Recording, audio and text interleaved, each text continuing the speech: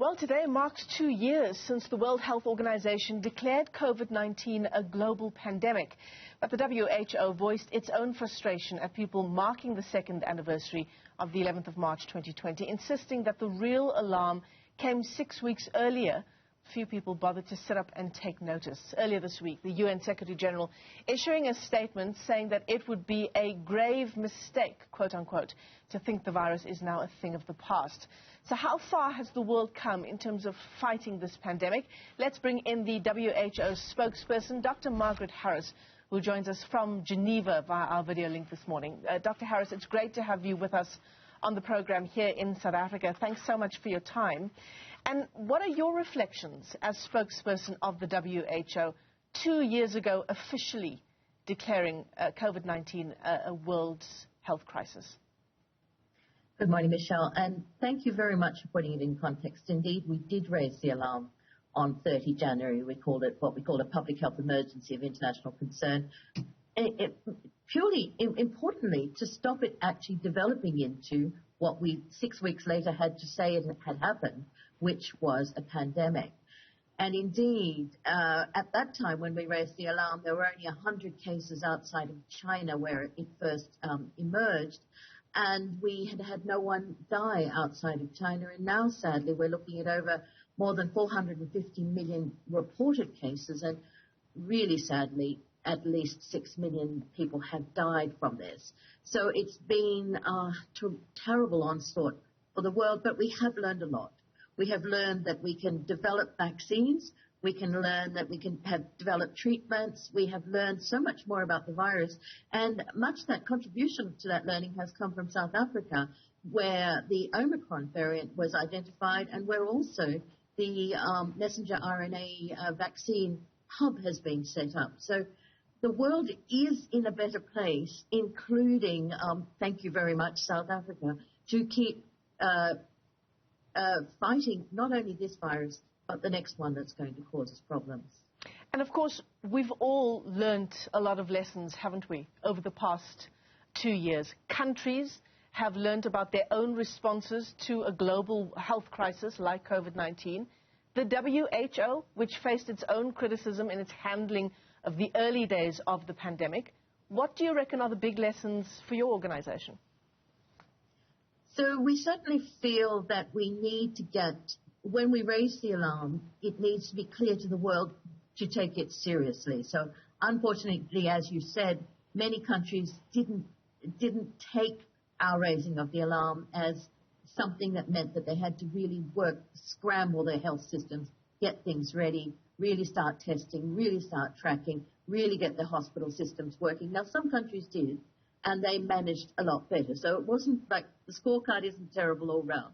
But we as the World Health Organization do need to be able to get countries to sit up and take notice when something like this happens. And really,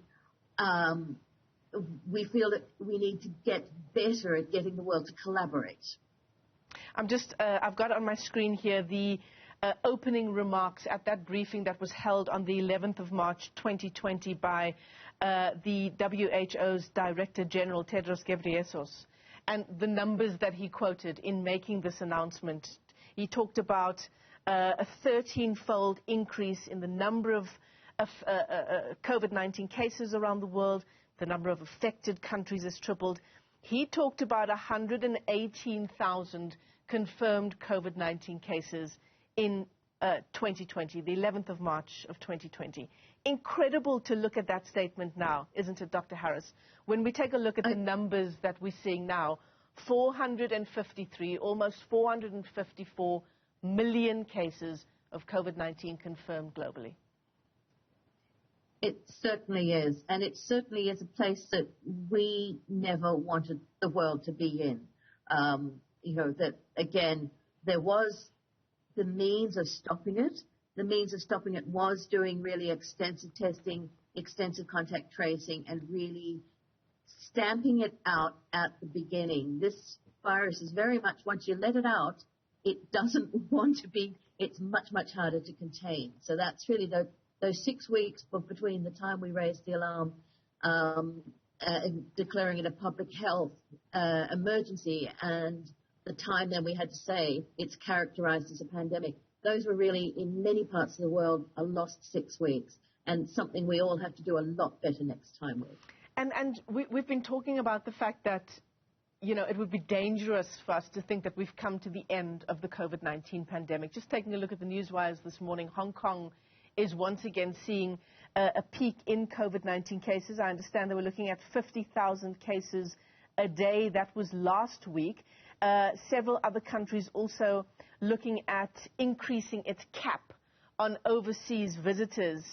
China's cases also hitting, again, the highest since the Wuhan outbreak. The dangers now, you know, we talked at the beginning of our interview about some of the decisions that were taken at the start of the pandemic. I suppose the decisions now, at this stage of the pandemic, are going to be critical as well.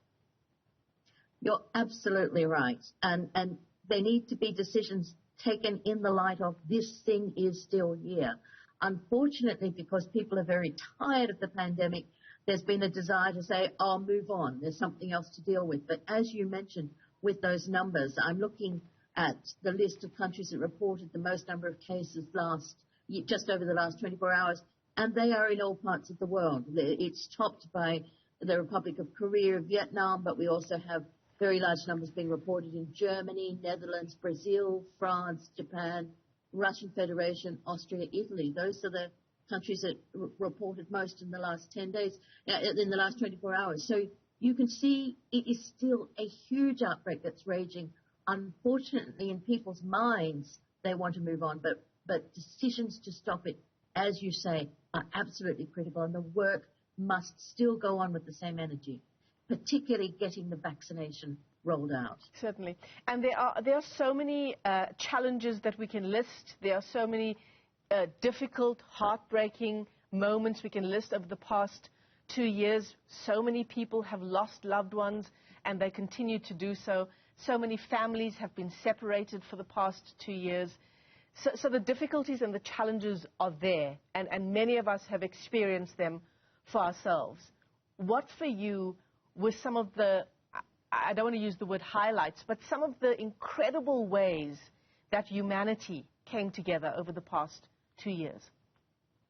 Thank you for that question, and particularly because there have been moments of, I've had shivers down my spine at how great people are.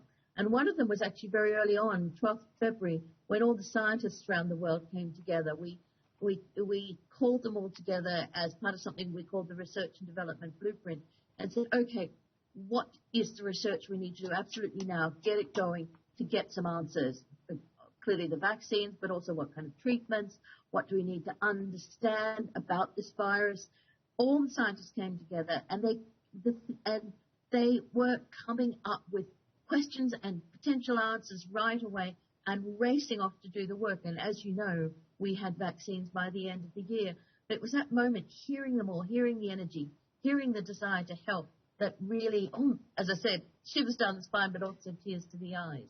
And I have seen this over and over again with our scientists really, really putting that energy in. So I know that many people have talked about the worst of humanity or the worst things in this outbreak, but I've also seen the best.